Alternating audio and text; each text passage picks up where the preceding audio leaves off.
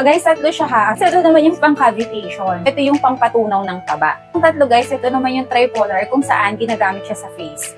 So ayan, ganito lang siya kaliit. Ito yung pinakamaliit. So ito naman guys, yung multipolar, ginagamit siya sa face. Pwede din siya sa braso, sa chan. So ito naman yung mga pang-patighten ng skin. So after natin mag-cavitation, susundan natin siya ng RF.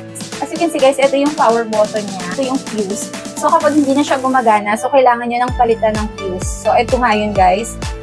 Pero kapag bumili kayo nito, may kasama na siyang ganito. So ayan yung itsura ng fuse niya. So nabibili po ito sa Shopee. Nakalagay dyan na enter.